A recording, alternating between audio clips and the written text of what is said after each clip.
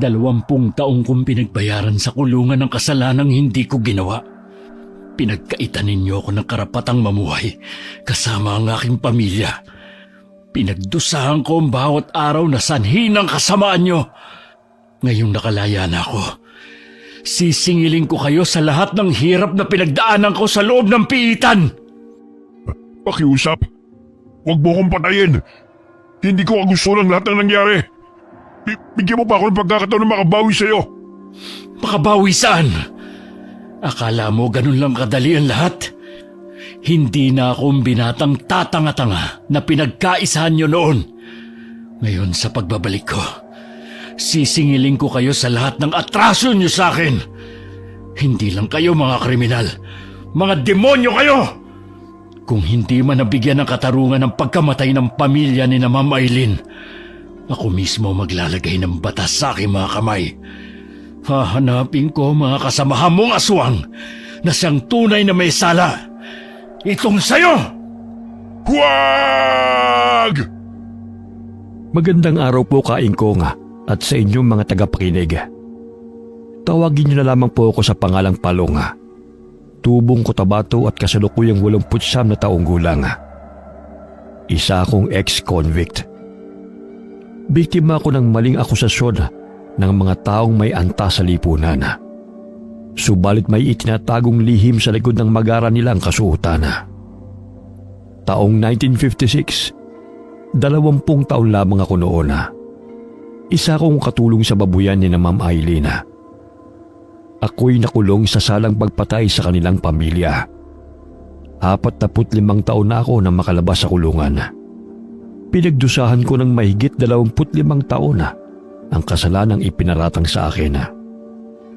Bagamat ang aking buhay sa kulungan ay nakatulong upang mapuksa ang mga taong halangang kaluluwa na siyang dahilan ng aking pagkakabilanggo at paghasik ng lagim ng mga masasamang nilalang sa baryong aking sinilangan. Ako si Palong at ito ang aking kwento. Ay, hindi ko alam kung magiging masaya ba ako o malulungkot sa parol na natanggap ko, Tang. Halos kalahati ng buhay ko dito na ako sa kulungan. Kayo na nga naging pamilya ko Simula nang makulong kayo, madalas kong naririnig ang panalangin mo makalaya. O ayan na, dininig na ng Diyos ang mga hinaing mo, sapagkat alam niyang wala kang kasalanan at biktima ka lang ng karahasan ng mga taong may mataas na posisyon sa lipunan. Paano ako magsisimula? Gayong patay na sina Inang at Amang. Tsaka, sino naman ang tatanggap sa isang ex-convict na katulad ko sa trabaho? Di ba madalas mong ikinukwento sa akin noon na may bata kang itinuring na kapatid? Yung batang kasama mong namasukan sa mga amo mong pinatay? Oo. Si Ino. Pero hindi ko naman alam kung saan siya hahanapin. Kawawa nga yun, Tang Palaboy ang batang yun. Parang sinto-sinto. Ngunit napakasipag. Kaya nga isinama ko noon sa babuyan ni na Ma'am Eileen dahil madalas na pinagtitripan ng mga tambay na bugbugin. Ay, ano na kaya naging kalagayan ni Ino simula nung makulong ako? Hindi naman siguro umalis sa baryo kung saan kayo naninirahan dati. Marahil naalala ka pa noon. Sana nga ho, Tang. Kailan bang labas mo rito sa kulungan? 2 buwan pa ho. Ikaw nga rin, di ba lalabas din? Oo. Mauna ka lang sa akin ng 5 buwan. Inaayos na rin naman ang paglaya ko dahil sa katandaan ko na rin kaya binigyan ako ng parola. Nako, labis kong pinagsisisihan ng pagpatay sa kalaguyo ng misis ko. Nararapat lang akong parusahan dahil nakagawa ko ng karumal-dumal na krimen. Pinairol kong galit ko, pero hindi katulad mo na pagbintangan lamang. Hahanapin ko po ang mga taong nasa likod ng pagkamatay ng aking mga amo. Hanggang ngayon, malinaw pa sa aking alaala kung paano nila paslangin sina Ma'am Eileen at Sir George. Hindi sila pangkaraniwang tao, Tatang Selmo, kundi para bang mga aswang sila. Sariwa pa sa aking alaala ang aking nasaksihan. May pumukpok sa aking ulo, kaya nawalan ako ng malay. Nang magising ako, nasa tabi na ako ni na Ma'am Eileen at Sir George na may hawak na itak at may mga pulis na sa aking paligid. Ayaw nilang maniwala na hindi ako ang salarin, kundi ang mismong pulis nang nagdiin sa akin sa kasalanang hindi ko namang ginawa. Matanda na rin siya ngayon. Hahanapin mo pa ba siya? Hindi magbabago ang isip ko, Tang. Hahanapin ko siya, pati ang kanya mga kasamahan. Marahil marami na rin silang nabiktima. Isa siyang aswang. Hindi ako nagkakamali. Kaso nga lang pinagtawanan lamang ako ng korte nang sinabi kong mga aswang ang may kagagawan ng krimen. Hindi pa rin naaalis sa aking isipan kung paano nila lapain ang katawan ng aking mga amo. Kitang-kita ko kung paano naging mabalasik ang kanilang itsura bago lantakan ng laman ni na Ma'am Eileen. Pinalabas nilang nakahit-hit ako ng pinagbabawal na gamot. Pero hindi yun totoo. Hindi rin totoong pinagnakawan ko ang aking mga amo. Dahil napakabait nila at itinuring nila kaming pamilya ni Ino. Mula noon magpahanggang ngayon, di pa rin nagbabago ang mga kwento mo, iho. Lumipas man ang mga taon, ngunit ang sakit na nararamdaman mo'y sariwa pa rin. Hindi ko sukat akalain na sa kabila ng paggawa ko ng tama, ay may mga taong nagluklok sa akin dito sa kulungan. Alam mo anak, lahat ng bagay may rason kung bakit nangyayari. Isa na siguro yung naramdaman ko ang pagiging ama sa pamamagitan ng presensya mo. Minsan kasi hindi ako nadalaw ng mga anak ko. Habis ang pangungulila ako sa kanila. Ngunit nung dumating ka, kahit pa paano naibsan yun. Salamat din po sa inyo, Tatang Selmo, dahil nariyan kayo para sa akin. Kaya't hindi ako ginagalaw ng mga siga dahil sa takot nila sa inyo. Matanda na ako, Palong. Aminado naman akong nung kabataan ko'y basagulero ko eh. Ngunit nung makulong ako, unti-unti nagbago ang pananaw ko sa buhay. Tumanda na lang ako na hindi man lang ako nabibisita ng mga kamag-anak ko dahil wala na akong silbi sa kanila. Magkaganon man, hihintayin ko kayo sa baryo. Sigurado naman may natira pang lupa na maaaring tira natin na pagmamayari ni na Inang. Sige, Palong. Ngunit gusto ko rin makita ang aking mga anak. 40 taon na akong nakakulong. Marahil marami na akong apo. Nang ibabaw ang lungkot at pangamba na aking naramdaman kaysa sa tuwa. Sapagkat ng panahon na yun, ay hindi ko alam kung ano magiging buhay ko pagkalabas ko ng kulungan. Bagamat matindi ang aking pagdanais, nahanapin ang mga tunay na salarin sa pagkamatay ng aking mga amo at sanhin ang aking pagkakakulong. Paulit-ulit pa rin nanunumbalik sa aking isipan ang kanilang mga mababalasik na itsura. 1 linggo na lamang makakalabas na ako ng kulungan. Baka ibang tao na nakatira sa dati naming bahay dahil matagal nang namayapa sina Inang at Amang. Oh, Palong, ating gabi na hindi ka pa natutulog. Pasensya na po, Tang, kung nagising ka dahil sa panay balikwas ko. Nainitan lang kasi ako eh. Nainitan o malalim ang iniisip mo? Parehas lang naman tayo eh. Maraming bagay ang bumabagabag sa isipan ko. Kung tatanggapin ba ako ng mga anak ko o itatakwil. Kung ano magiging buhay paglabas ko rito sa kulungan. Siguro nga baka hindi na ako kilala ng mga anak ko eh. Ay nako, talagang nasa huli ang pagsisisi anak. Huwag niyo sabihin yan, Tang. Alam kong naging mabuting ama rin kayo sa kanila kahit papano. Kaya lang, sinubok lang talaga ng pangyayari ang pasensya niyo. Kaya nagawa mo ang bagay na hindi mo naman gustong mangyari. Ay nako, talagang nasa huli ang pagsisisi anak. Sa loob ng maraming taon na magkasama kami ni Tatang Selmo, marami siyang itinuro sa akin Isa na roon ang paraan ng panggagamot at panghihilot niya sa tuwing kami nagkakasakit. Isa siyang tradisyonal na manggagamot at taga-Cotabato rin siya. Kaya't ang mga tattoo na iginuhit sa kanyang balat ay may iba't ibang ibig sabihin. Maging ako'y nahawa na rin sa kanya. Lahat kami magkakakosay may tattoo sa katawan. Isa na rin sa libangan namin yun sa loob ng kulungan. Sumapit ang araw ng aking paglaya. Magkahalong lungkot at sayang na mutawi sa aming mga mukha. Saya dahil nagkaroon ng pag-asa ang bawat isa na makalaya.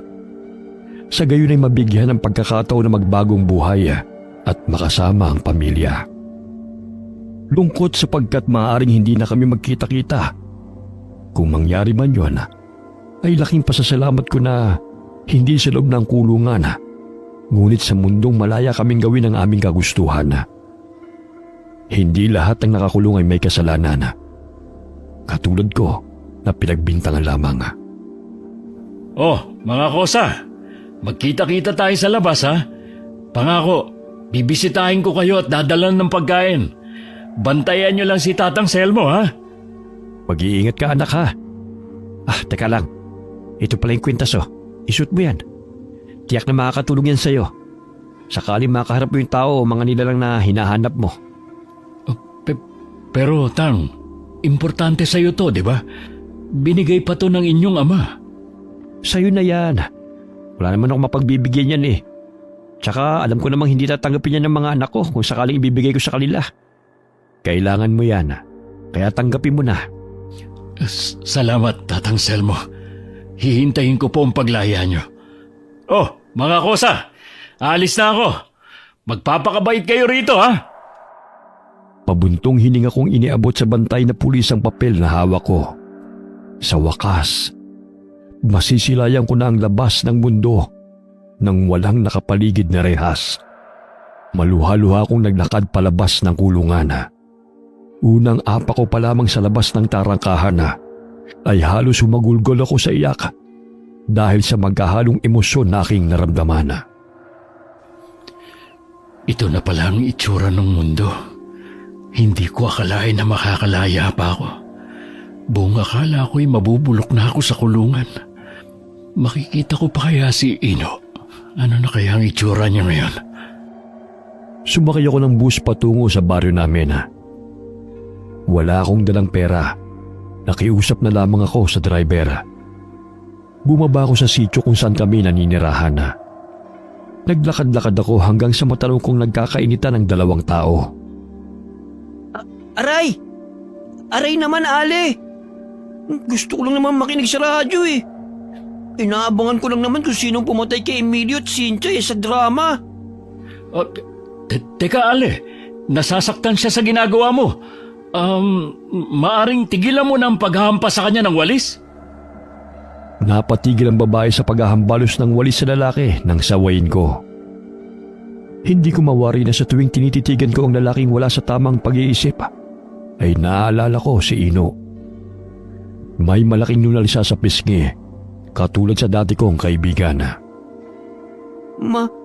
Maraming salamat sa pagtatanggol mo sa akin ha. Alam mo, salbahing babae. Palagi niya ako hinahampas ng walis. Gusto ko lang naman makinig ng radyo eh. Kasi nasira ang di baterya kong radyo. Pinapakinggan ko lang naman yung katatakutan. Aswang sila. Kinakain nila yung laman ng tao. Gaya ng ginawa ng aswang na kumain kina Ma'am Eileen noon. Ma'am Eileen? Kilala mo siya? Oo. Kaya lang patay na siya. Pinatay siya ng aswang. Kilala ko yung aswang. Hindi si Manong Palong, kundi yung totoong aswang. Nagkaroon ako ng pag-asa na makilala si Ino. Hindi pa man niya sinasabi ang kanyang pangalan, ramdam ko na siya ang taong hinahanap ko. Tumanda lang ang kanyang mukha. Nagbago ang boses, ngunit hindi ang kanyang pagkaisip bata. Anong pangalan mo? Ako si Ino. Ikaw? Ako si Palong. Palong? Ha? Kapangalan mo ang dati kong kaibigan. Si Manong Palong. Kaya lang bata pa siya. Ikaw, matanda na. Ikaw nga matanda na rin naman ah. Hindi ba tumatanda si Manong Palong mo? Hindi ko na kasi siya nakita eh. Huli ko siyang nakita nung dinampot siya ng mga pulis. Kawawa siya. Pero hindi siya ang pumatay sa pamilya ni Ma'am Eileen, kundi mga aswang. Mga mababangis ang kanilang muka. Parang mga hayop. Nakita mo ang aswang? Oo. Kaya lang, natakot ako. baka kainin nila ako. Tapos sasaktan katulad kay Manong Palong. Nagtago ako sa drum. Kaya hindi nila ako nakita. Saan ka ba nakatira, Ino? Kahit saan lang. Minsan sa gilid ng kalsada. Sa palengke. Sa gubat. Pero gusto ko malapit sa ilog. Doon kasi kami palagi ni Manong Palong naliligo noon eh. May kubo ko ron. Gusto mo makita? Sige, hindi ka na talaga nagbago. Doon kami sa ilog madalas napapagawi sa tuwing araw ng linggo. Kasama namin ang mga pinsan kong sina Jono at Totoy sa paliligo. Walang masyadong pinagbago ang baryo. Maliban sa mga pamamahay na naroon at bagong mga mukha ng mga tao. Sa mahigit 20 taon kong pagkakakulong ay mistulang naging dayo ko sa sarili kong bayan. Nakasalubong ko ang pinsan kong si Rona sa daan at agad ko siyang nakilala. Laking gulat niya na makitang nakalaya na ako. Malamlam ang kanyang mga mata na niyakap niya ako at inanyayahan sa kanilang bahay sa bundok. Rona? Ikaw ba si Rona? Oo. Ako to, si Palong, ang pinsan mo. Mabuti naman nakalaya ka na. Halika muna sa bahay. Tamang-tama ubos na rin ng mga nilalako kong mga gulay. Teka. Magkakilala kayo ni Manang Rona? Bagong salta ka pa lang dito Pinsan ko siya. Naalala mo ba si Manong Palong mo? Ako yun. Tumanda lang. Totoo? Pero walang mga guhit sa balat si Manong Palong nung umalis Sa pinuntahan kong lugar may mga mahusay gumuhit. Wala kasing papel kaya sa balat nila ginagawa. Ganun ba? Ikaw ba talaga si Manong Palong? Hindi ako makapaniwala na narito ka na. Hinay-hinay naman sa paglamutak sa mukha ko. Maya-maya magkapalit pa tayo O Ino, saan ka na naman ba nanggaling? Nadaanan ko kanina lang si Lusing.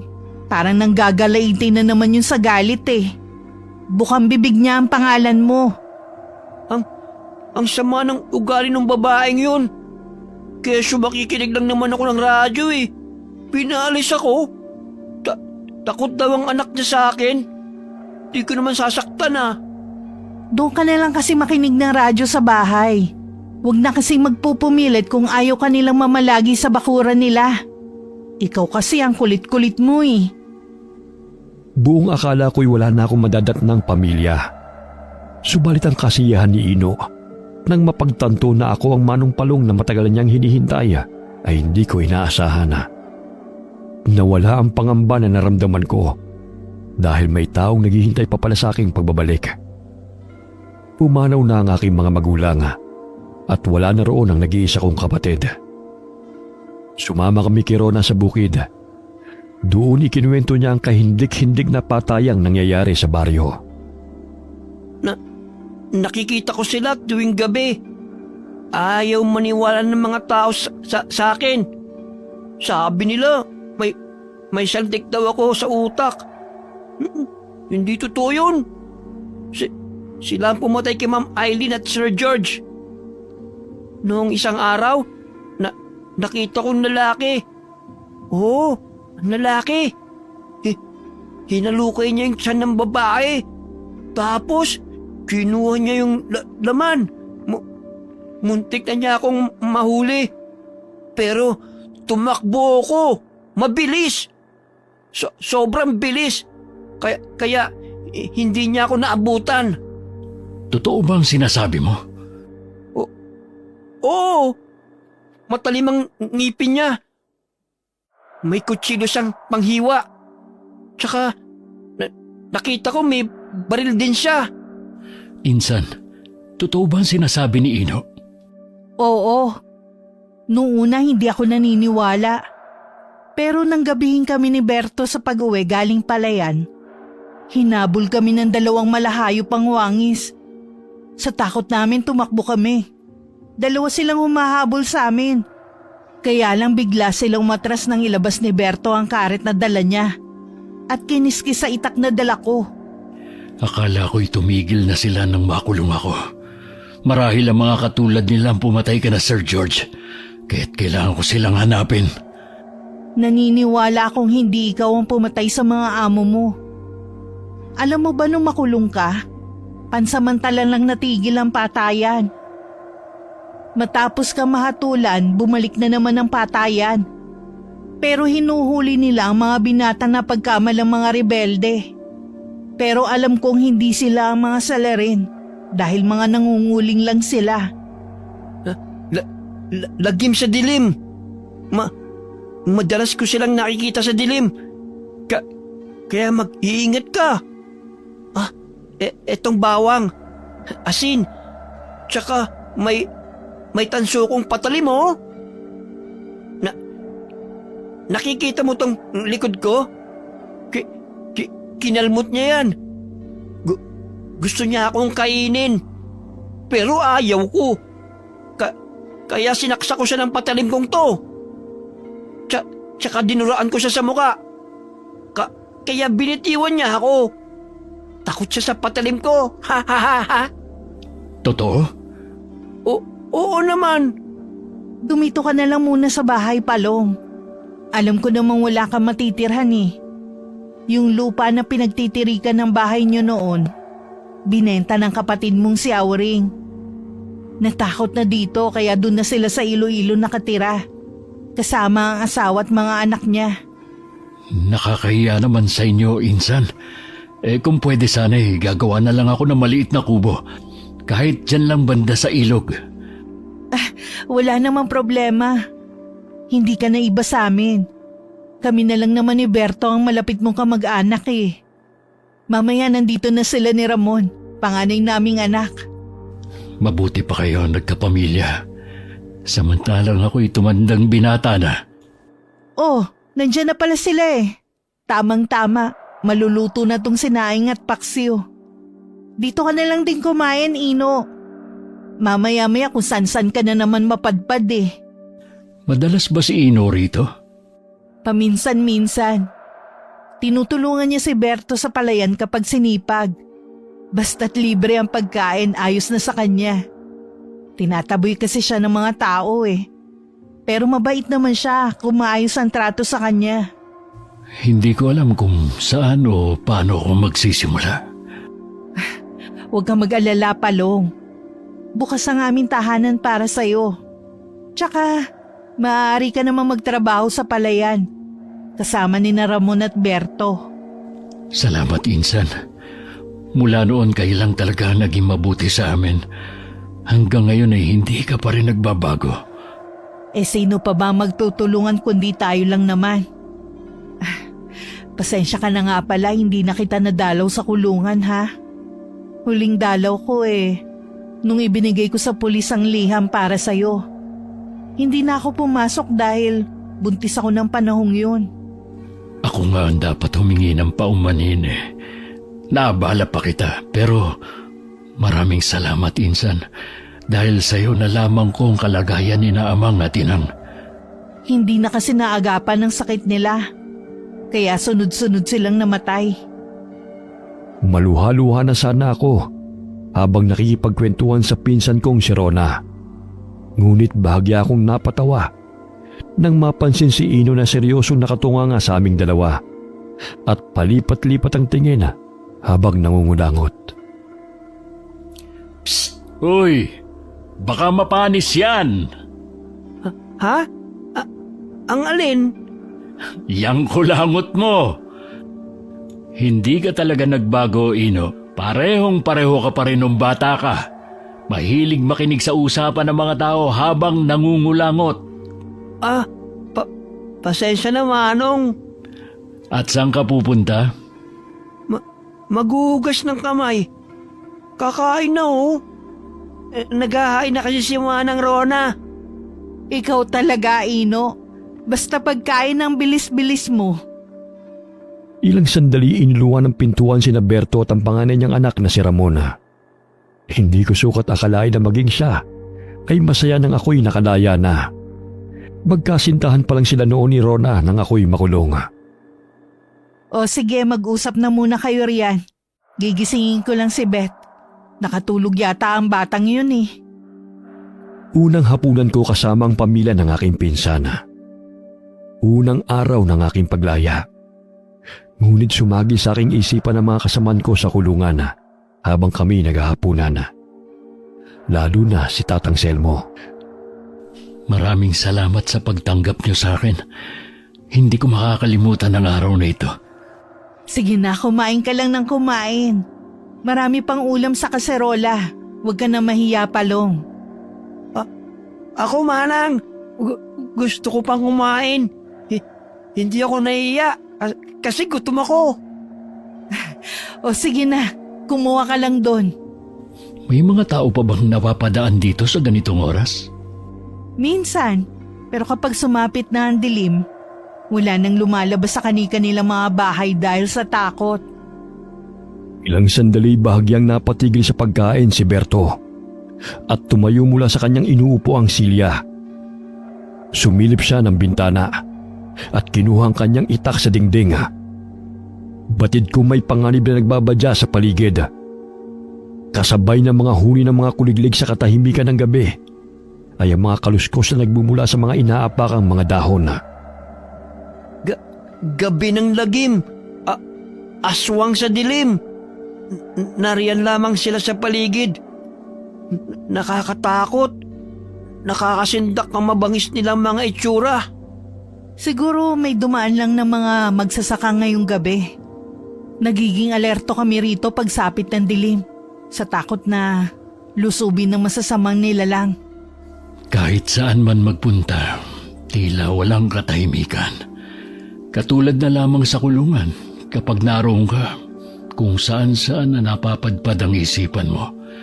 Dito sa labas, hindi pa rin ligtas. Mas nakakatakot pa nga eh, dahil hindi mo alam kung sino ang kalaban. Manang Rona, sinimot ko ng tutong na kanin. Sayang eh. Ay nako, Ino. Sige na, ilagay mo na lang ang mga pinggan sa lababo. Bukas na lang natin hugasan yan.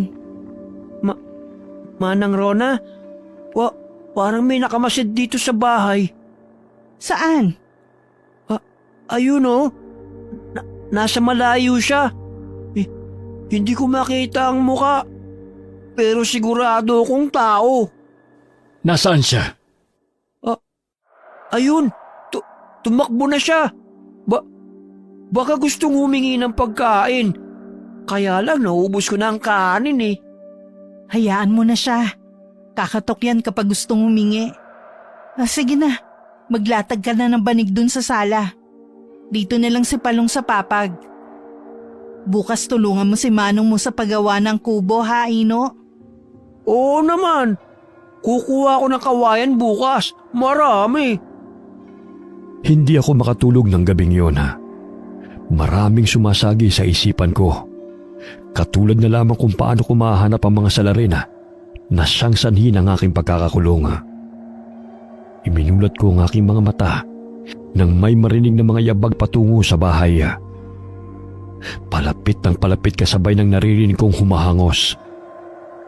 Napasilip ako sa siwang ng dingding at naaninaw kong may tao sa labas ng bahay at matalim itong nakatingin. Sino na naman kaya yon? Malalim na ang gabi, kaya marahil ay gumagala ng sinasabi ni Ino na mga aswang sa dilim. Ang daming mga lamok naman to. Mahuli ko lang kayo. Titirasin ko yung mga bibig nyo.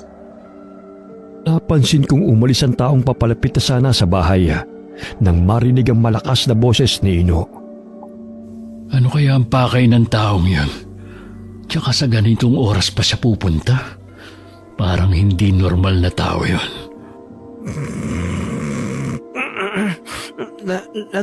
Lagim sa dilim. Aswang na lagim.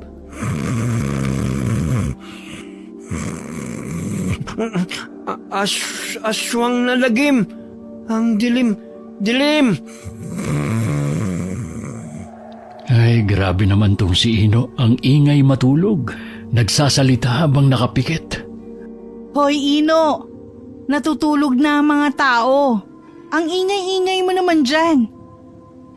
Pinilit ko na lamang na ipikit ang aking mga mata. Ngunit hindi pa rin naalis sa aking isipan ang taong nakita ko sa labas ng bahay ni Rona hanggang ako'y nakatulog. Kinabukasan, nagising ako sa ingay ni Ino. Gutom na naman siya at nakikipagtalo kay Ramona. Oh, bakit parang masama ang gising mo, Ino? Ito kasing si Ramon eh. Ayaw kong ipagtimpla ng kape. Uy, bakit parang galit ka pa sa may-ari ng bahay? Dapat nga matuwa ka dahil pinatuloy ka nila. Ang damot-damot. Isang tasa lang naman ang hinihingi ko eh. Parang nakainom ka na nga eh. Oo. Kaso, gusto kong dagdagan ng isa pa. Naku, kaya naman pala ayaw kang bigyan eh. 2 tasa pa ang gusto mong inumin? Bitin eh. Sus, dahan-dahan lang sa kape. Mamaya nervyosin ka na niyan. Sige na nga. Kukuha na lang ako ng kawayan na gagawing kubo. Mamaya na nga lang ulit ako magkakape. Basta Ramon ha. Bigyan mo ako mamaya ha. Isip bata pa rin si Ino, kahit na 33 na ang kanyang edad. Padabog niyang tinungo ang lugar kung saan siya kukuhan ng mga kawayan. Ilang sandali narinig kong sumigaw siya ng malakas na animoy na takot. Oh, ano kaya nangyari sa kanya? Tinubuan nga ng nerbyo sa katakawan sa kape. Puntahan mo nga siya, Palong. Baka kung napaano na yun. Wah! May patay! Pinatay! May dugo! Ano ba nakita mo't bakit takot na takot ka riyan? Ang kalabaw kinain ng aswang. Wala nang laman. Grabe, wasakan siya ng kalabaw ah. Hindi normal na hayop ang lumapa sa kalabaw na yan. Diyos ko, ang kalabaw ni Berto. Halos nasimot na ang laman. Aswang! Oo, aswang ang pumatay.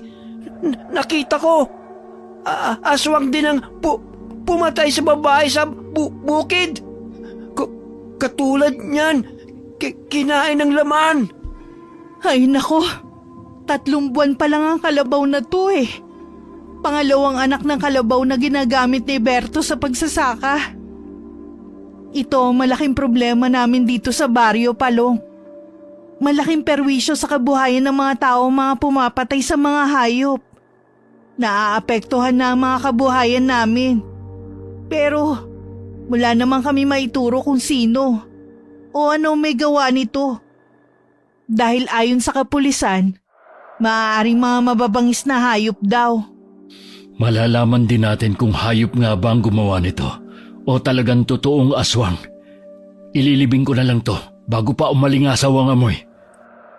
Sige, kayo na ang bahala riyan. Malaking problema na naman to. Naghukay kami ng lupa ni Ino upang ilibing ang natirang katawan ng patay na kalabaw. Saglit akong napatigil sa paghuhukay ng lupa nang mapansin kong may taong nagmamasid sa amin. Ang pulis! Siya ang aswang! Magtago tayo! Papatay niya tayo! Ayokong kainin niya! Magtago tayo, bilis! Kumalma ka nga. Walang aswang. Tirik na tirik ang araw oh. Nakita ko siya! Ang aswang na pumatay sa babae! May baril! May pangil! Sinong babae? Sa maisan! Siya ang aswang! Nakita ko!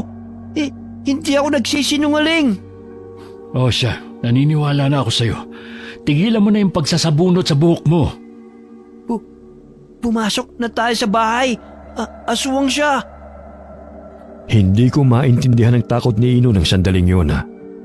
Mangiyak-iyak pa siya habang sinasabi na aswang ang lalaking naka-uniforme ng pulis na dumalapit sa amin. Magandang araw sa iyo, Ginoo. Bago ka rito ah. Opo sir, magandang araw po. Ano bang ililibing mo na yan? Tila bala ka sa pag-uukay ah. Ang namatay na kalabaw ng pinsang ko. Ayan oh. Hoy! Pulis! Layuan mo si Manong! Huwag mo siyang hulihin! Hindi siya ang pumatay sa kalabaw!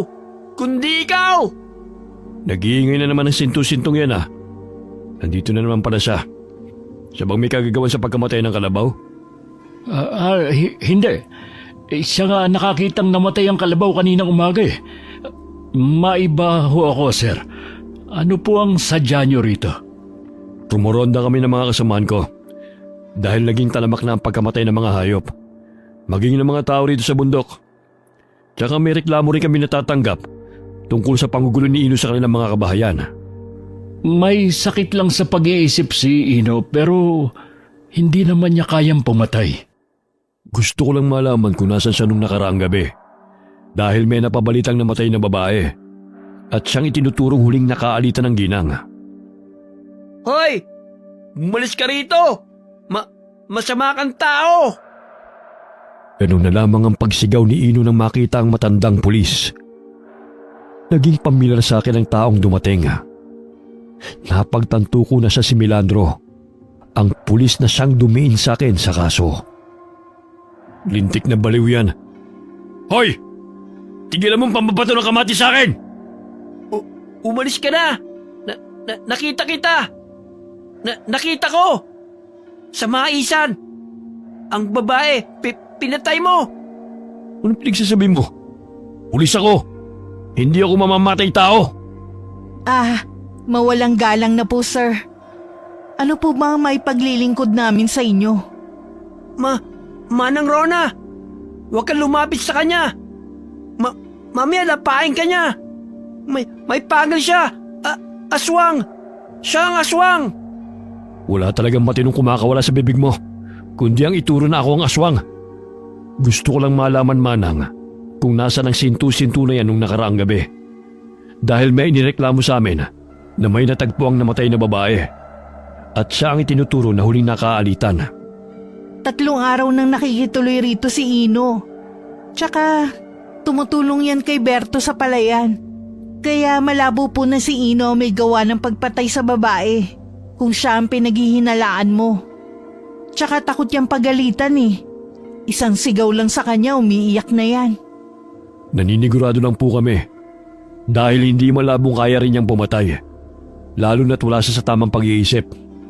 Naku sir, hindi po magandang basta-basta na lamang po kayong mamimintang ng walang matibay na ebidensya. Magsiyasat po muna kayo na maigi. Baka nagkukunwari lang ang tunay na may sala at ipapaako lamang sa mga inosente. Huwag kayong mag-alala. Hahanap ako ng matibay na ebidensya na siya makakapagturo sa tunay na pumapatay dito sa baryo. Bantayin niyo yung sintu-sintu niyo kasama. Baka nagwawala yan. Kapag nalaman ko nang gugulo siya sa mga tao, titiyakin ko na matutulog siya sa kulungan. Hoy! Ikaw ang dapat makulong! Ikaw ang pumapatay sa kanila! Isa pang sigaw mo, dadamputin na kita at kakalad ka rin patungong presinto. Pagpasensyahan niyo na po si Ino, sir. Isip bata siya eh. At wala sa tamang pag-iisip. Matalim na tumitig sa akin si Milandro. Animoy kinilatis ang buong pagkatao ko. Maya-maya'y umalis siya kasama ang 2 pulis. Siya na pala si Milandro. Kahit matanda na'y matikas pa rin ang kanyang katawan. Hindi ba siya ang dumiin sa'yo sa kaso? Ang angas-angas niya dito sa baryo. Tinatatakutan nga siya ng mga tao eh. Manong Palong, may alam ako. Ano yun, Ino? Huwag mong sabihin sa iba, ha? Nakita ko na may kasama siyang kumakain ng tao. Doon sa tuktok ng bundok. Doon nila dinadala pagkain nila. Ang babae sa maisan, nakita ko kiniladkad nila sa bundok. Bata, ang lalaki. Nako, Insan. Huwag mong paniwalaan ang lahat ng sinasabi ni Ino sa'yo. Minsan dahil sa nalilipasan ng gutom, kung ano-ano na ang kinikwento niya, na hindi naman kapanipaniwala. Tara na, Ino. Kumuha na lang tayo ng mga kawayan para makapag-umpisa na tayo sa paggawa ng kubo. Nailibing ko na ang patay na kalabaw. Tsaka hindi na tayo maaaring bumalik sa kubo na tinutuluyan mo dahil sira na yun. May parte sa isipan kong maaaring nagsisinungaling si Ino. Ngunit matapos namin kumuha ng mga kawayan, ay sinabihan niya akong sumama sa maisana kung saan pinatay ng aswang ang babae na nakita niya. Mababanag ang takot sa kanyang mukha. May mga natuyong dugo rin sa mga dahon. Napagtanto kong hindi siya nagsisinungaling. Manong, hindi sila pulis. Ang totoong pulis patay na. Nakita ko. Pinatay sila ni Melandro at ng kasama niya. Anong ibig mong sabihin? Sa bundok, nakatira. Mga aswang sila. Sinuot nila yung damit ng mga pulis. Totoo ba yung sinasabi mo? Oo. Nakita ko sila. Pinatay nila ang totoong pulis. Sumagi sa isipan ko na maaaring tama ang sinasabi ni Ino. Sapagkat naging sunod-sunuran ng dalawa sa lahat ng ipinag-uutos ni Melandro. Ang mga taga-baryo walang sapat na kaalaman tungkol sa mga taong nagtatrabaho sa gobyerno. Kaya't kung may napapagawi man roon, katulad ng pulis o sundalo, ay laking takot nila dahil sa pag-aakalang sila'y may nilalabag na batas at huhulihin sila. Nagtataka ako kaingkong kung bakit imbis na sundalong nasa bundok ay may 3 kapulisan na rumoronda roon at si Melandro lamang ang pumupunta ng bayan. Ngunit ayon sa mga tao ay nagbabantay yun sa baryo dahil sa sunod-sunod na patayan na nagaganap. Sige na, umuwi na tayo para masimulan na natin ang kubo. Gutom na ako. Tiyak na nakapagluto na ng pananghalian si Manang Rona. Nagpaampon ka na talaga kay Rona, ha? Siya lang yung nagbibigay sa akin ng pagkain. Hindi niya ako pinapalo. Sige, tara na para makapagsimula na tayo sa gagawin nating kubo. Kain muna tayo. Humihilab ng tiyan ko eh. Oo na, kakain na tayo. Pero dapat tumulong din tayo sa kanila sa palayan para hindi naman nakakahiya sa kanila. Tumutulong ako kay Mang Berto sa pag-aabon at pag-aani. Masipag ako, Manong. O yun naman pala eh. Mabuti naman kung ganon. Napatigil kami sa paglalakad ni Ino nang makasalubong ang 2 pulis na kanyang tinutukoy na kasamahan ni Melandro. Hindi sila katulad ng mga pulis na nakakasalamuhan namin sa loob ng bilibid. Ramdam ko ang kakaiba sa kanilang mga itsura dahil hindi sila makatingin ng diretsyo nang binati ko sila. Maangas ang kanilang aura, ngunit hindi man lamang makatingin sa akin ng diretsyo. Bahagya rin silang umiwas nang mapansin ang suot kong medalyon na ibinigay ni Tatang Selmo. Nakita mo ba yun, Manong? Parang palagi silang galit. Tapos ang panghin ng kanilang amoy. Baka kili-kili mo lang ang nasisingot mo. Ay, oo. Ang baho nga. Nakalimutan ko. 2 araw na pala akong hindi nakakaligo sa ilog. Kaya nga maligo ka muna bago kumain, ha? Mamaya mawalan pa ng ganang kumain ng katabi mo. Sige, manghihiram na lang ako ng sabong panglaba kay Manang Rona. Napalingon ako sa 2 taong nakasalubong namin. Napansin kong matalim nila akong tinatanaw habang lumalakad palayo. Natapos namin ni Ino ang kubo bago sumapit ang dilim. Gawa lamang naman ito sa nipa at kawayan. Ilang araw ang lumipas. Naging palaisipan sa akin ang mga sinabi ni Ino tungkol sa aswang at sa mga pulis. Kaya tuwing gabi lihim akong lumalabas ng kubo para hanapin ang sinasabi nilang naghahasik ng lagim sa baryo.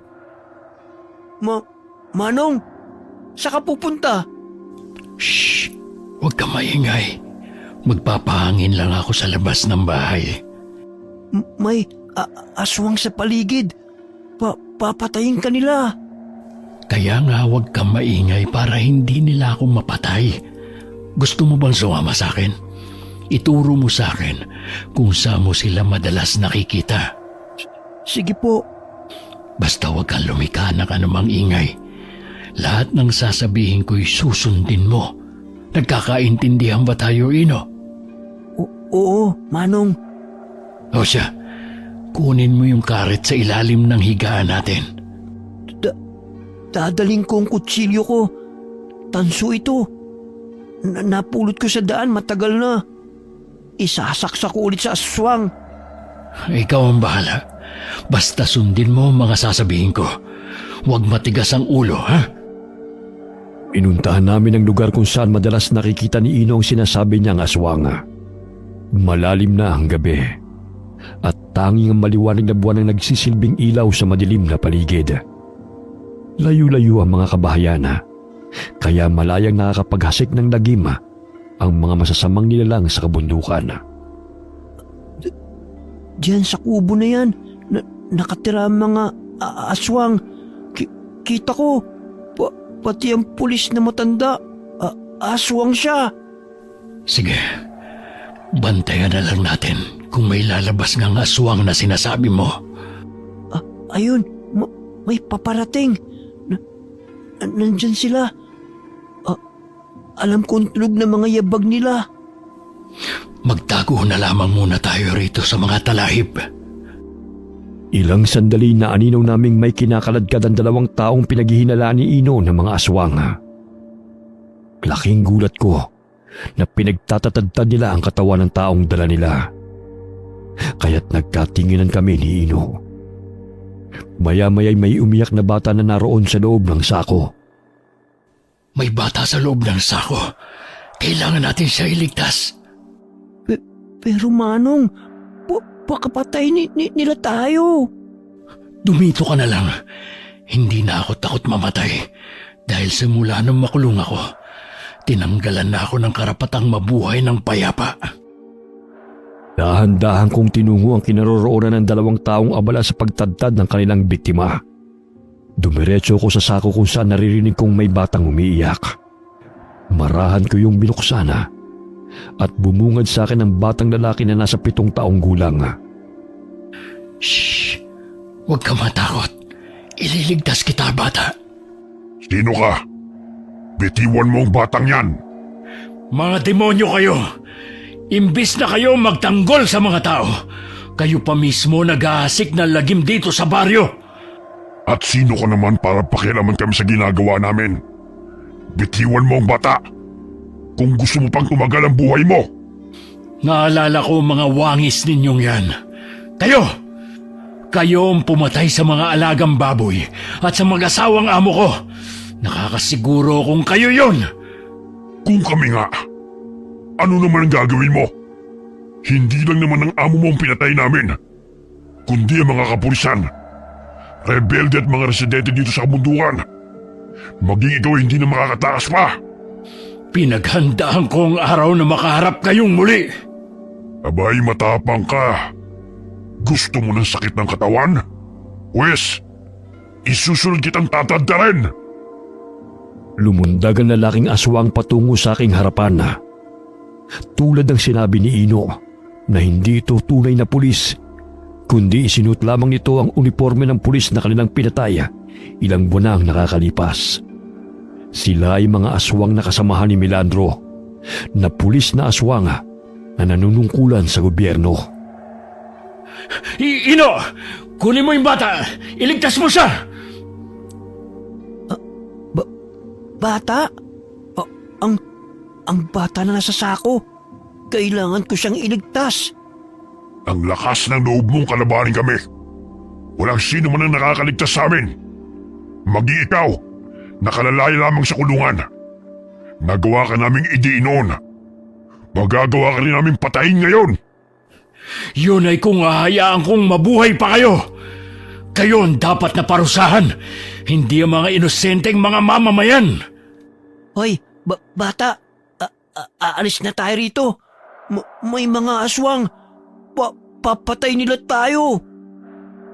Kinarga ni Ino ang batang lalaki habang pinipigilan ko ang isang aswang na lumapit sa kanila. Ilang sandali hinabol sila ng kasamahan nitong aswang, kaya't nabahala ako sa kaligtasan ni Ino at ng bata. Dahil sa aming pakikipagpambuno, nailapat ng aswang ang kanyang pisngi sa medalyon kong suot. Hindi ko mawari kung bakit pumalaw siya ng ubod lakas na animoy nasasaktan. Malakas niya akong itinulak upang makalayo ko sa kanya at napasa po siya sa kanyang mukha. Ang medalyon ng pinuno ng orasyon! Ilayo mo sa akin yan! Babalikan kita! Takot sila sa medalyon. Animoy hinihigop nito ang kanyang lakas. Teka, parang aligaga siyang tumakbo. Kailangan ko siyang habulin bago pa siya tuluyang makalayo. Manong! Tulong! Tulong! Papatayin ako ng aswang! Si Ino, gustong sakmalin ng isa pang aswang. Naku, kailangan kong tulungan si Ino bago pa siya masaktan. Aray! Lumayo ka sa akin! Tumakbong palayo ang aswang na nakalaban ko, Kaingkong. Dahil inuna kong tulungan si Ino sa aswang na dumadagan sa kanya. Tumutulo pa ang malalagkit nitong laway sa mukha ng aking kaibigan. Ganun na lamang ang kanilang pagdanasa sa sariwang dugot laman ng tao. Kinuha ko ang karet na nakasukbit sa aking tagiliran at walang pagdadalawang isip na itinarak yun sa kanyang leeg.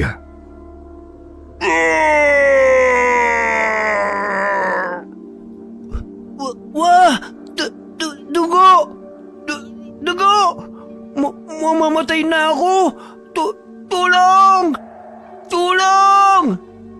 Hindi mo yan dugo, kundi sa aswang yan. Buhay pa ako? Paulit-ulit kong inundayan siya ng saksak gamit ang karet at sinipa ko siya nang makitang puno na ng sugat ang kanyang katawan. Ganun na lamang ang panggigigil ni Ino nang siya'y makabangon at sinuntok-suntok ang mukha ng aswang na muntik nang pumatay sa kanya. Gusto mo pa talaga akong patayin, ha? Yan! Yan ang dapat sa'yo! Eto pa! Ang sama-sama mo! Ino, tama na yan. Natatakot na ang bata sa'yo. Hindi! Kailangan kong patayin ang aswang na to! Masama sila! Kinakain nila ang mga tao! Itali na lang natin sa puno para hindi na makatakas pa. Hindi na yan sisikatan pa ng araw. At mamamatay na rin siya dahil sa lalim ng natamo niya mga sugat. Aswang siya! Hindi siya totoong pulis! Pinatay nila ang totoong pulis! Nakita ko, Manong! Pinatay nila ang pulis! Oo na, naniniwala na ako sa'yo. Kumalma ka na at buhatin mo na ang bata dahil nanginginig na siya sa takot. Ako na ang bahala sa aswang na ito. Nakatakas ang isa. Alam kong magsusumbong yon sa kanyang mga kasamahan. Tignan mo ang itsura niya, oh. Nanlilisik ang kanyang mga mata at lumalabas ang kanyang mga pangil. Hindi siya tao. Aswang sila. Ayaw maniwala ng mga taga-baryo sa akin. Sabi nila, baliw ako. At hindi pulis ang pumapatay. Yan, oh. Tignan mo ang kanilang itsura. Hindi ka lang nila naiintindihan. Alam kong hindi tunay na pulis ang pumapatay, kundi ang nagkukunwaring pulis na mga katulad nila, nakasamahan ng tunay na pulis na si Milandro. Naguguluhan lang ang mga taga-baryo sa paliwanag mo, Ino. Oo, yun. Aray, ang sakit ng braso ko. Bumao ng mga kuko niya kanina eh. Lintik na aswang na yan. Tama na yan. Lupaypay na yan, kahit pa ulit-ulit mo pantadyakan. Hindi pa nakontento si Ino. Kumuha siya ng mga baging at ipinulupot yon sa leeg ng lalaking aswang. Halos lumuwa ang mga mata nito habang nakalawit pa ang dila. Karamihan sa mga tao sa panahon ngayon ay hindi naniniwala sa mga aswang. Ngunit kitang-kita ko na hindi normal ang kanilang itsura.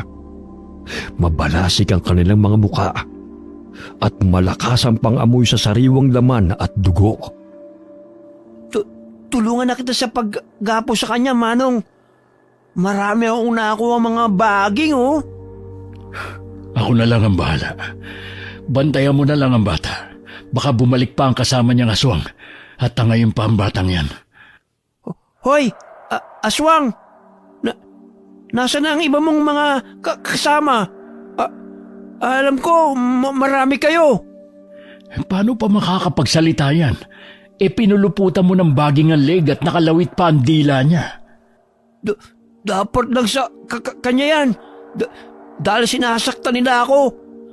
Tignan mo ang kalmot sa likod ko. Silang may gawa nito, Manong. Oo na. Ilang beses mo na yung kwento sa akin eh. Ramdam kong may mga matang nakamasid sa amin na nagkukubli sa kadiliman. Naririnig ko pa ang bawat paghangos at yabag na naroon lamang sa paligid. Ngunit takot siyang lumapit sa amin. Magbubukang niwayway na ng kami makauwi at iniwan ang aswang na naghihingalong nakatali sa puno hanggang sa bawian siya ng buhay. Paano kung makita siya ng mga kasama niya? Mabuti na nga yun para magkaroon naman sila ng takot. Huwag ka mag-alala. Maghahanda tayo sa kanilang pagsalakay. Natatakot ako. Baka balikan nila tayo. Mas higit na matakot sila dahil alam na natin ang tunay nilang sikreto. Lalo na ng maangas na milandrong yun. Paano ang bata? Saan siya titira? Sa kubo muna natin. Kita mo namang takot na takot oh. Isa pa, kailangan nating humingi ng tulong sa barangay para makauwi ng batang to sa kanyang mga kamag-anak. Paano natin malalaman kung sinong kamag-anak niya? Hindi nga nagsasalita, oh. Hoy, bata! Anong pangalan mo? Huwag kang umiyak dyan! Paano magsasalita yan na itinatakot mo? Huwag mo kasing sigawan. Kausapin mo ng mahinahon. Ang tapang mo naman kung makipag-usap. Sige. Bata? Bata, anong pangalan mo? Saan ka nakatira? Ayaw niya magsalita. Pipi yatang batang to eh. Hayaan mo na muna siya makapagpahinga. Natatakot pa yan, kaya hindi pa magawang magsalita. Napag-alaman naming anak na magsasaka ang batang lalaki. Ang kanyang amang tinadtad ng mga aswang. Pansamantala silang natulog sa kamalig dahil sa pagbabantay sa kanilang mga palay. Hindi nila namalaya na pinasok ng mga aswang ang kamalig na kanilang tinutuluyan. Napuruhan ng kanyang ama nang hambalusin ang kawayan sa ulo gamit ang kawayan. Kinaumagahan, laking pagtataka ng pinsan kong si Rona kung sino ang bata na aming kasama nang dalhan niya kami ng ulam. O sino ang batang to? Ewan ko. Ayaw magsalita eh. Tanungin mo nga siya, Manang. Ang ibig kong sabihin, paano siya napadpad dito? Kaninong anak to? Hindi nga nagsasalita eh. Wala sigurong dila. O di kaya, pipi ang batang yan. Parang takot na takot siya. Ay, Insan, narito ka pala. May inayos lang ako sa likod ng kubo. Sino ang batang to, Palong? Iniligtas namin mula sa mga aswang na umaaligid dito sa baryo. Totoo sila. Nakasagupa namin. Marahil may mga kasamahan pa silang naninirahan lang dito sa liblib ng baryo. Naku, paano na yan? Baka balikan nila kayo. Kahit naman hindi sila labanan, matindi pa rin naman ang takot ng mga tao tuwing sumasapit ang dilim. Kaya't kumari, ay hikayatin natin ang mga taga-baryo na makiisa para sumpuin ang mga halang na kaluluwa ng mga aswang. Sigurado na ako kung sino-sino sila. Si Milandro, ang pulis na paggala-gala dito sa baryo ay isang aswang. Kaya gano'n na lamang ang pagdiin niya sa akin noon. Dahil siya ang tunay na salarin sa pagkamatay ng aking mga amo. Ngayon, sigurado ako na siya ang pumasok sa bahay ni na Ma'am Aileen. At hindi lang ako namamalikmata. Ang mga pulis na kasama niya ay mga aswang. Napatay ko ang isa sa kanila kagabi. Ay, ano ba yan? Totoo bang sinasabi mo, Palong? Oh, totoo. Maging ang mga ikikwento ni Ino. Ang lugar kung saan sila nakikita nito, itinuro niya sa akin.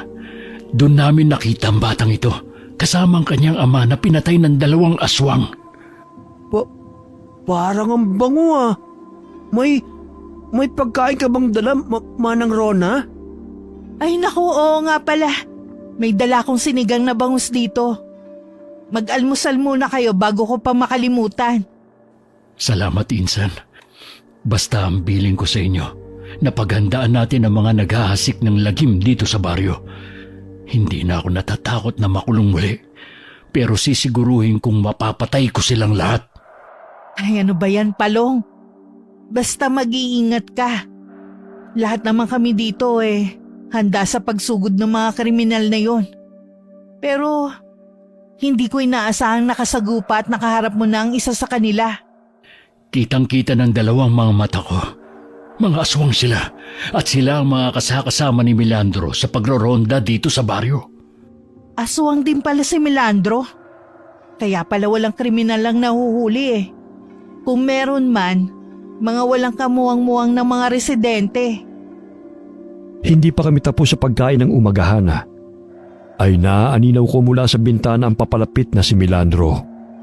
Mababanag ang galit sa kanyang muka, kaya't agad akong lumabas ng kubo dahil alam ko kung ano ang kanyang pakay. Oh, mabuti naman nagkita tayo muli. Ikaw pala si Palong, bagong laya sa piitan. Kumusta naman ang buhay mo ron? Anong sadya mo, sir? Kay aga-aga mo namang rumonda. May krimeng kasing naganap kagabi. May nakapagsumbong na pag-alagala ka raw dito sa baryo. Sino naman po nagbigay sa iyo ng impormasyon na yan? Isang residente. Ngunit hindi ko maaaring sabihin siya kung sino. Dahil confidential ang bagay na yan. Ano po ba ang gustong ipahiwatig ng impormante mo? Gusto lamang kitang imbitahan sa estasyon ng pulisya. Hanggat wala kayong warrant o ebidensya na ipapakita sa akin, hindi ako sasama sa inyo. Tsaka maaaring napagkamalan lang ako ng impormante nyo. Lalo na't ex-convict ako. Tapos ako na agad ang ituturo? Hindi kaya yung nagsumbong sa inyo ay ang totoong salarin? Huwag tayo magpadalos-dalos sa pamimintang, sir. Dahil may nakapagsabi rin sa akin na ang naghahasik ng lagim dito sa baryo ay isang respetado at kinatatakutan ng mga tao. Hindi na nagpumilit pa si Milandro na isama ako sa estasyon ng pulisya. Dahil alam niya at alam ko rin kung sino ang impormante niya. Yung isang aswang na nakatakas at nakasagupa namin. Tila hindi maipinta ang mukha ni Milandro nang lisanin niya ang aming kinaroroonan. Ngunit batid kong hindi siya titigil hanggat hindi niya ako napapatay. Sapagkat unti-unti ko na natutuklasan ang kanyang lihim.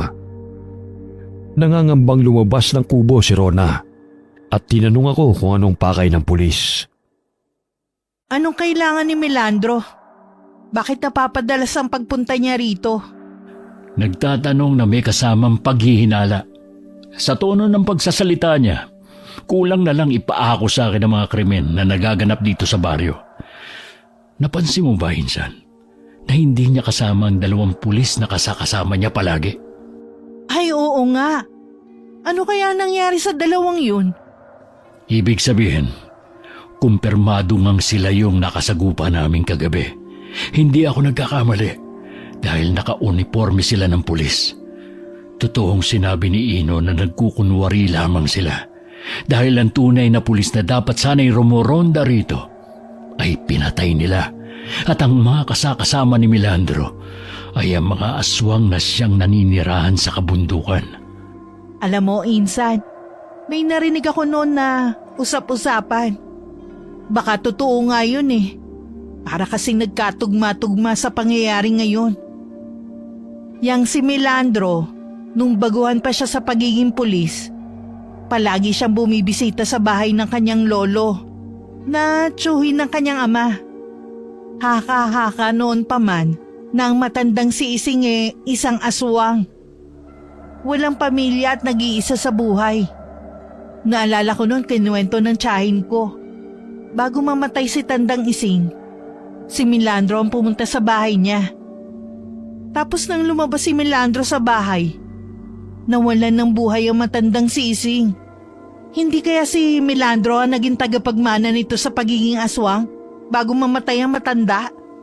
Siguro. Kitang-kita ko noon na si Milandro ang pumasok sa bahay ni na Sir George. Nagtatalo pa sila dahil sa negosyong babuyan ng aking amo. Umalis siya matapos ang mainit nilang pag-uusap pero hindi ko inaasahan na babalik siya pagsapit ng hating gabi. Hindi ako nagkakamali na si Milandro yon dahil natatandaan ko ang kanyang muka. Bagamat laking takot ko nung patayin niya mag-asawa at nag-iisang anak ng mga ito. Nilantakan nila ang mga laman ng mga ito. Kasama niya ang 2 mabangis na mga aswang. Laking takot ko na makita kong pangyayaring yon. Kaya nanatili ako sa silid namin ni Ino. Ngunit may matigas na bagay na tumama sa ulo ko. Pagkagising ko kinabukasan, nakita kong naroon si Milandro kasama ang ibang mga pulis at mga tao na tinuturo ako bilang salarin na siya mismo may kagagawan. Pinagkibit-balikat lang namin noon ang usap-usapan na yun. Dahil akala ko naman hindi totoo. Pero ngayon natagni-tagni ko ang pangyayari. Ay, siya pa nga ang dapat na tagapagtanggol dito sa baryo. Pero siya pa pala ang nagpapahamak sa mga tao. Paano natin mapapaniwala ang mga taga-baryo na aswang si Milandro? Hindi naman natin sila basta-basta mapapaniwala. Lalo na't ex-convict ako at hindi nila ako paniniwalaan. Ngunit gagawa ako ng paraan upang matigil na ang kahibangan ng Milandrong yan. Napahinto kami sa pag-uusap ni Rona nang marinig kong pumalahaw si Ino. Kaya't dali-dali kami pumasok sa kubo. O Ino, bakit ka na naman sumisigaw dyan? Eto kasing bata, inubos ang ulam. Napakatao ko niyang kumain. Ay naku, akala ko kung ano na Salbahe kang bata. Bakit ba inubos ang ulam? Hindi ka nga nagsasalita. Pero napakatakaw mo sa pagkain. Hayaan mo na siya. Nakakain ka na naman Bisita natin siya. Kaya't huwag mo na siyang awayin.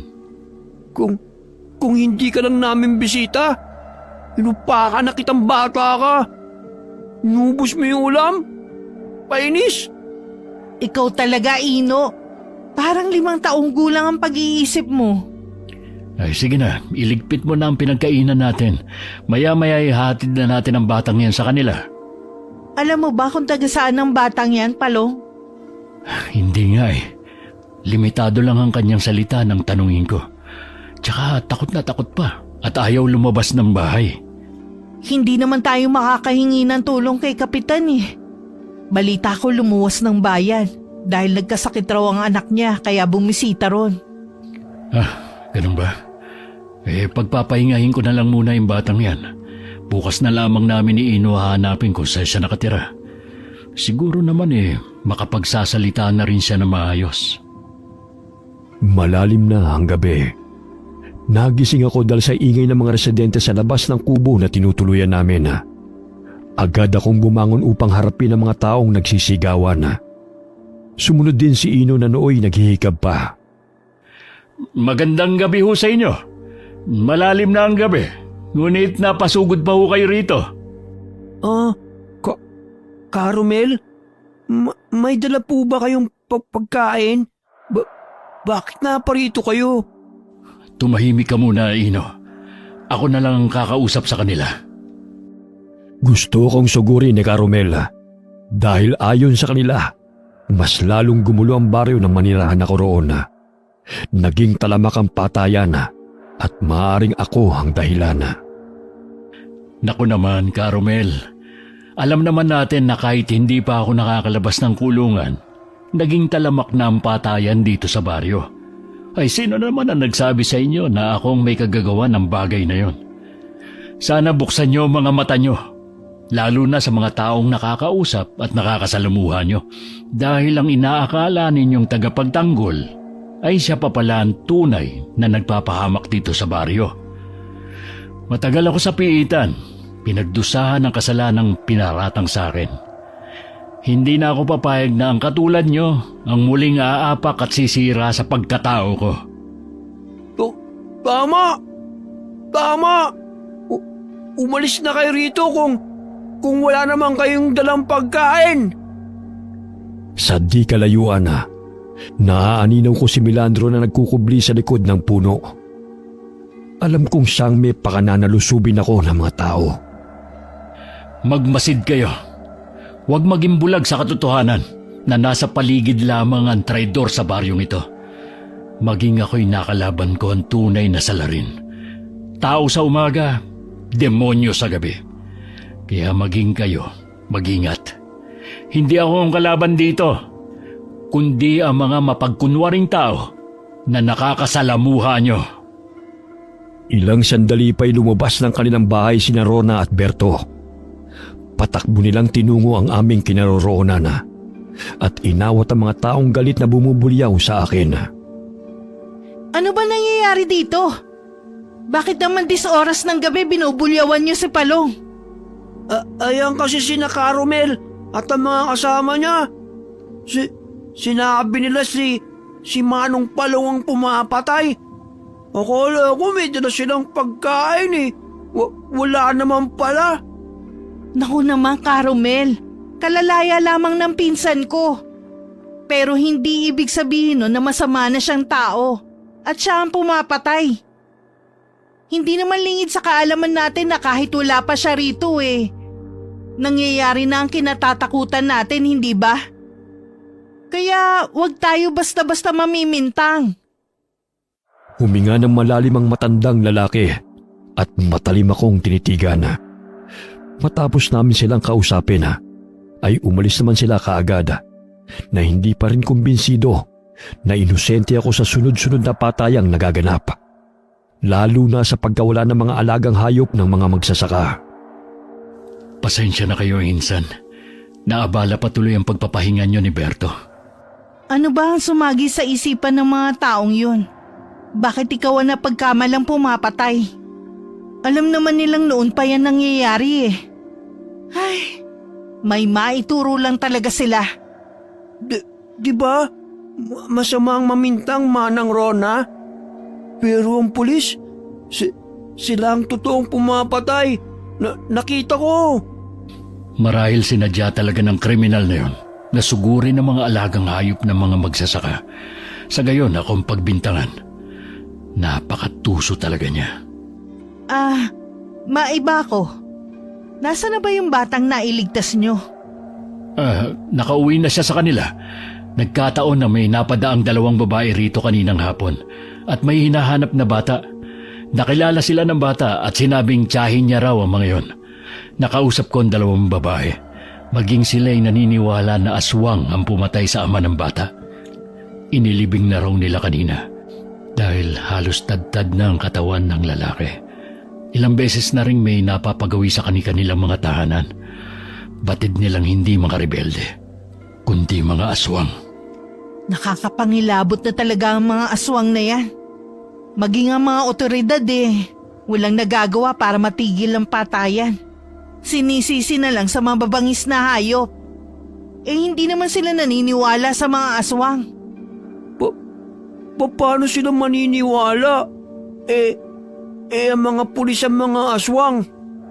Huy Ino, ang bibig mo ha? Tumahimik ka baka may makarinig sa'yo. Totoo naman na sinasabi ko Sila ang pumapatay. Nakita ko. Sige na, Insan. Umuwi na kayo. Nabulabog pa tuloy ang pagpapahinga nyo. Umuwi ng bahay sina Rona at Berto. Ngunit ramdam ko pa rin ang mabigat na enerhiyang naroon sa paligid. Maaaring sa tulong ng medalyon na suot ko, kaya't nararamdaman ko ang presensya ng kalaban. May nakaukit na triangulo sa bilog na medalyon at may isang mata na naroon sa gitna. Pumasok na tayo, Ino. Alam ko may mga matang nakamasid sa atin na nagkukubli lamang sa paligid. Mata? Nasaan ang mata? Tutusukin ko yun. Ang tapang-tapang mo pag nandito ako. Pero sigaw ka naman ng sigaw kahit nauubusan ka lang ng ulam. Sa di kalayuan ay may nakita akong tumatakbong tao. Kaya naisipan kong sundan siya kung saan siya patungo. Manong? Saan ka pupunta? May pupuntahan lang ako. Dumito ka na lang. Mamaya hindi ko pa maabutan ang hahabulin ko. Bakit? Mabilis naman akong tumakbo ah. Sasama ako. Sa di kalayuan, may naririnig kaming ungol ng matandang lalaki. Palayo ng palayo. Kaya't marahan kaming nagkubli ni Ino sa mga damuhan. Bit-bit ang aming mga patalim. Malakas ang pakiramdam ko na may mga kalaban sa paligid.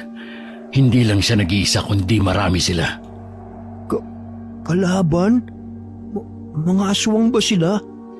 Siguro. Ito ang nararamdaman ko noon nung makasagupa natin ang mga aswang sa bundok. May papatayin. Papatayin nila tayo.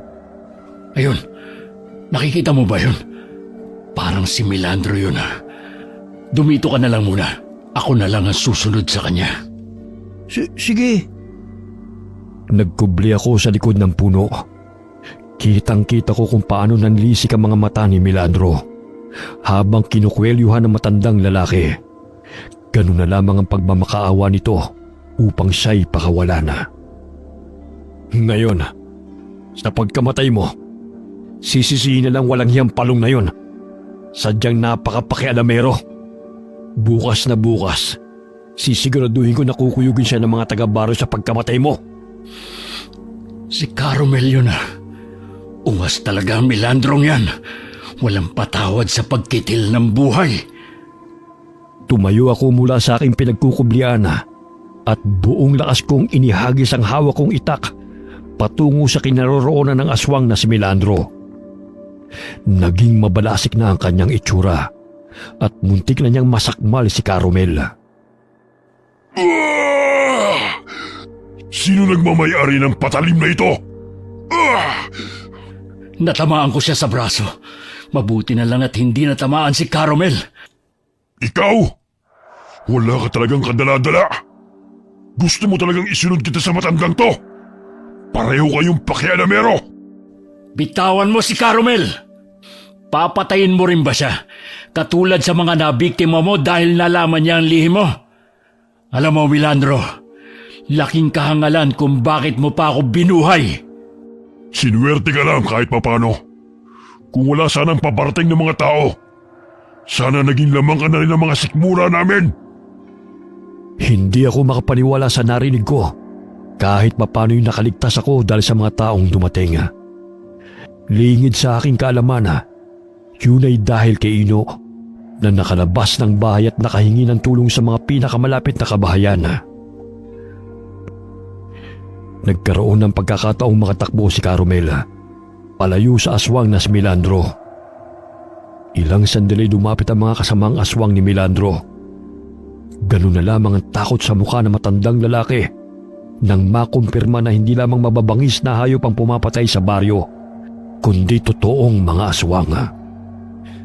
Samantala, Aray! Aray! Ang dami mga langgam mo! Gusto pa akong papakin! Hala, si Caromel yun ah! Hoy! Saan ka pupunta? Ngayon, titiyakin ko mauubos ko ng dugo mo. Dahil matagal ka nang namumuro sa akin. Sintu-sintu ka! Ikaw aswang ka! Pinatay mo yung babae sa maisan! Ito ang asin! matakot ka sa asin. Aray! Aray! Tama na yan! Ang hapdi ng mata ko! Yan, kasi malaki yung mga mata mo. Lagyan mo ng asin para lumiit. Hoy! Baliw! Tama na yan! Ang hapdi! Sinong baliw, ha? Ikaw ang baliw. Dahil kumakain ka ng hindi masarap. Hindi naman pagkain ng mga tao, ah. Ikaw ang baliw. Bobo ka ba? Hindi mo alam ang pagkain? Hoy! Kanin! Isda! At gulay! Yun ang pagkain! Naaninaw kong tila naglalaro lamang si Ino habang sinasabuyan ng asin ang mukha ng aswang. Ganun na lamang ang palahaw nito dahil napupuwi ng matamaan ang kanyang mga mata. Pagapang na lumayo si Carmel kay Milandro, ngunit hinila nito ang paa ng matanda.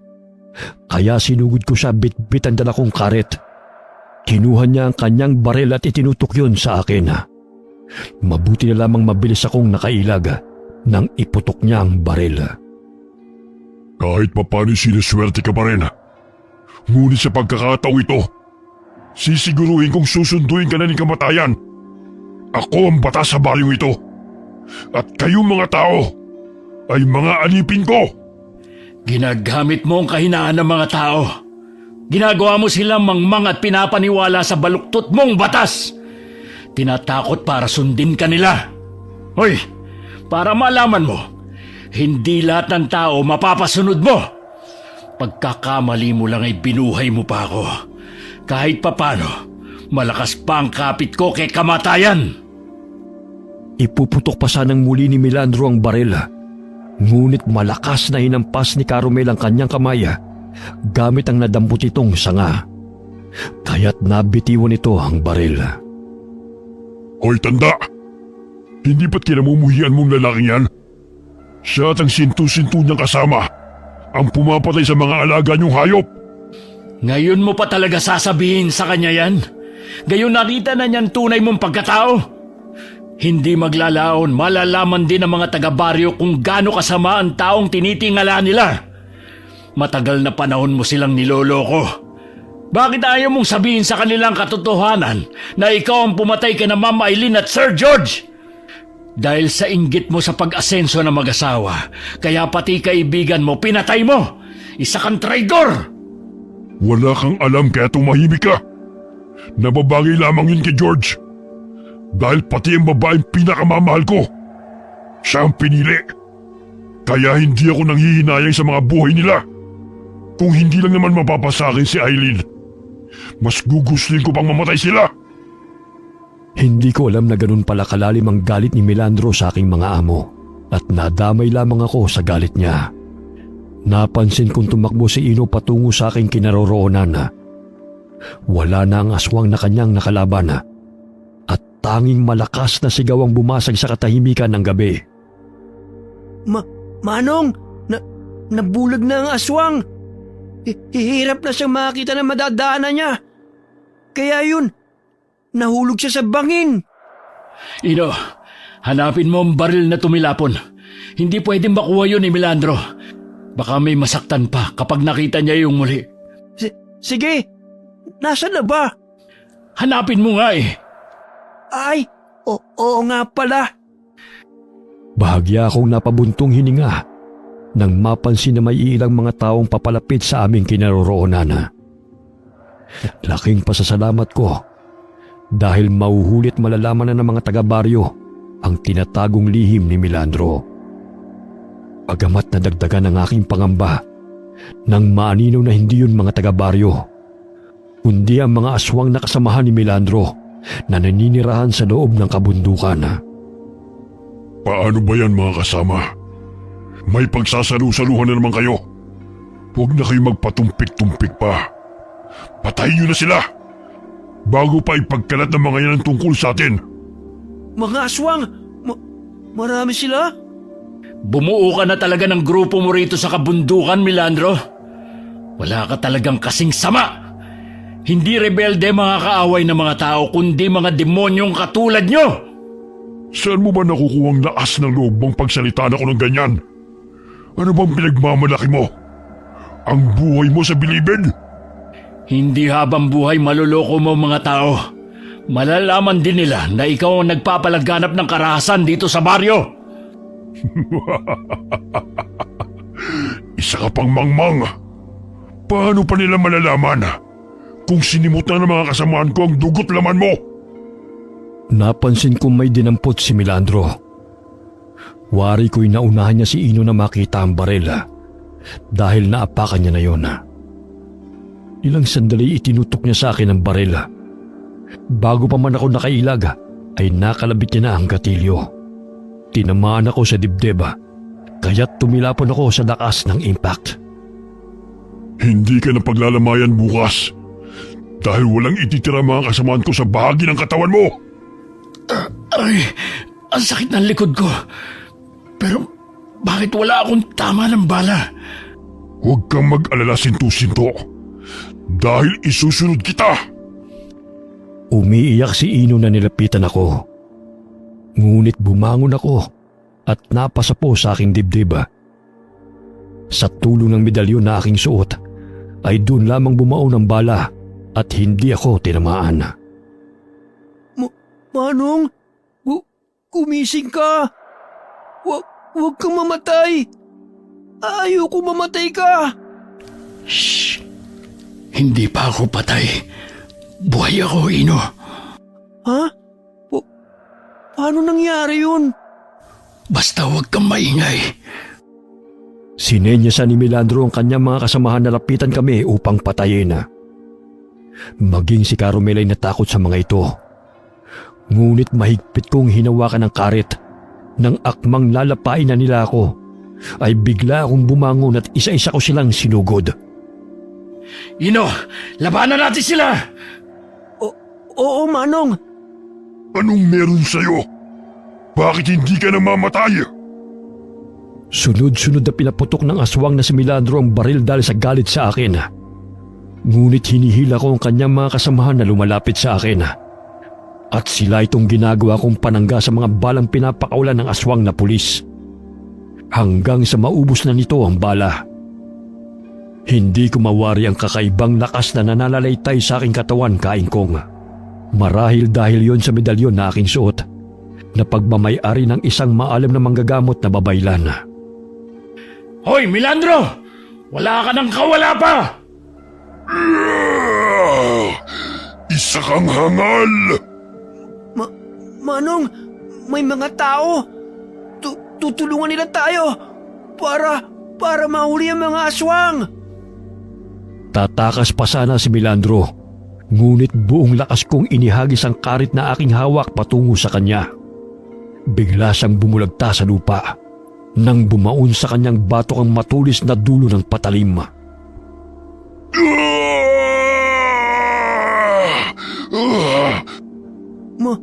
Manong, tinamaan mo siya. Mamamatay na ba siya? Makunat ang buhay niyan. Hindi siya basta-basta mamamatay. Tignan mo, oh. Nagsitakbuhan na yung kanyang mga kasamahan. Takot sila. Natakot sila sa atin. Alalayan mo si Caromel. Parang napilayan yata siya. Natatanong ko si Mang Berto at Manang Rona. Tsaka, mga tao papunta rito.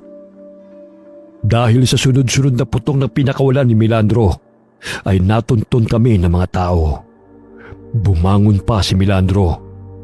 Ngunit dahil sa malalimang sugat niya sa batok, ay bumagsak din siya. Inapakan ko ang kanyang likod habang pilit siyang gumagapang palayo. Alam mo, Milandro, kung makukulong man ako sa ginawa ko sa iyo ngayon, wala namang problema sa akin. Kahit papano'y magkakaroon ng saysay ang pagdurusa ko sa kulungan. Sinira mo ang buhay ko. Kaya wala na akong takot na makulong muli. Patayin mo na ako! Ano pang hinihintay mo? Namnamin mo muna ang sakit na unti-unting binabawian ng buhay. Ang mga taga-baryo ang siyang hahatol sa'yo. Isa kang huwad na alagad ng batas! Manong, tignan mo. May nahuhuling mga aswang ang mga tao. Mga kasama ng aswang na yan. Diyos ko naman, Palong. Sino ang taong yan? Si Milandro, ang pulis na kinatatakutan nyo. Tignan mo ang wangis niya. Hindi ako makapaniwala. Parang mababangis na mga hayop nga sila. Sabi ko na sa inyo, natotoo ang mga aswang eh. Ayaw niyong maniwala sa akin. Nakatira sila sa bundok. Naparito kami dahil sa narinig naming mga putok. Bakit kayo napadpad dito? Dahil sinundan namin si Carmel na dinampot ni na Milandro upang patayin para ako ang pagkaamalan ng mga tao na pumatay sa kanya at kuyugin ng mga taga-baryo. Diyos ko, ano ba nangyayari? Bakit may ganitong mga kaganapan? Dinampot ng mga taga-baryo si Milandro kasama ang mga suwatang mga kasamahan niya. Itinali sila sa puno habang nag-aagaw buhay. Kinabukasan ay unti-unti silang nanghina dahil sa sugat na kanilang natamo. Ayon sa mga nakatatanda, kapag nasugatan mo ang pinaghihinalaan mong aswang, gumuhit ka ng krus sa lupa kung saan sila malapit.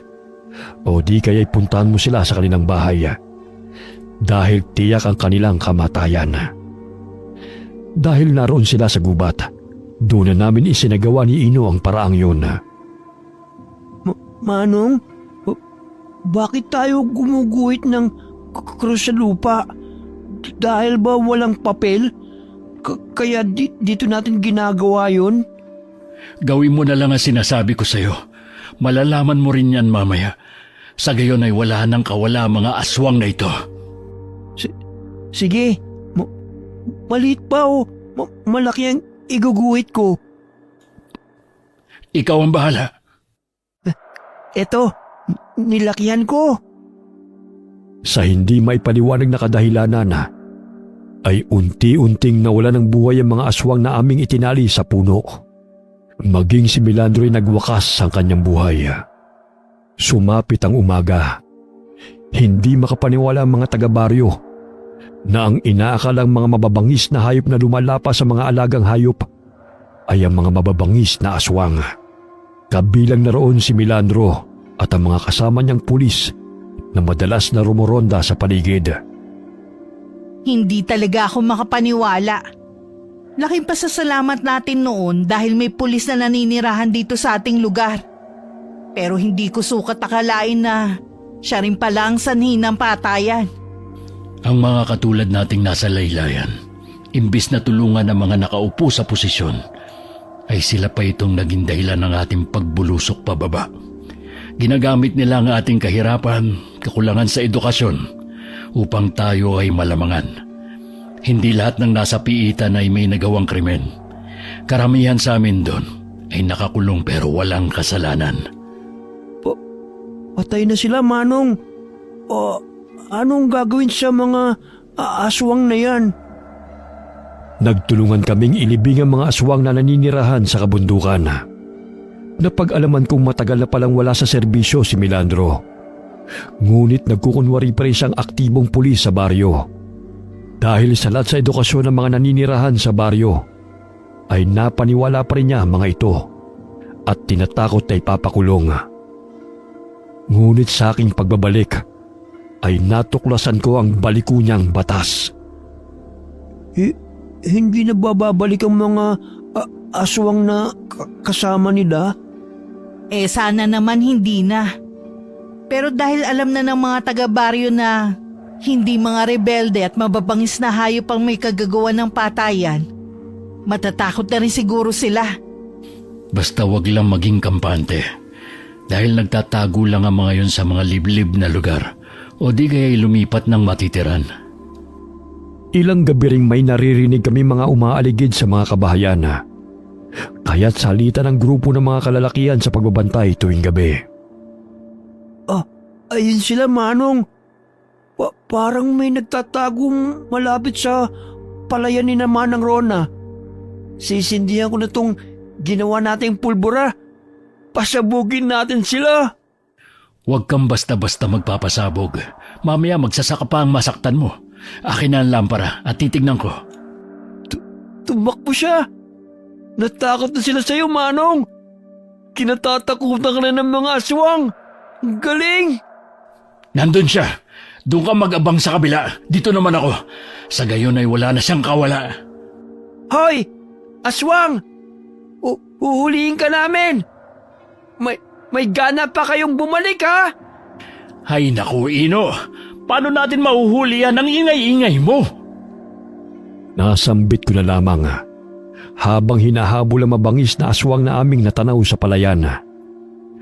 Maya-maya'y may narinig akong malakas na atungal na mayahalin tulad sa baboy ramo, ngunit nangangarag ang tinig nito. Ayun! Tinamaan ko siya ng sibat! Sige! Tumakbo ka! Kung kaya mo! Oh, bakit hindi mo hinuli? Ang bilis niyang tumakbo eh! Parang kabayo! Pero tinamaan ko siya ng sibat! Narinig mo bang atungal niya?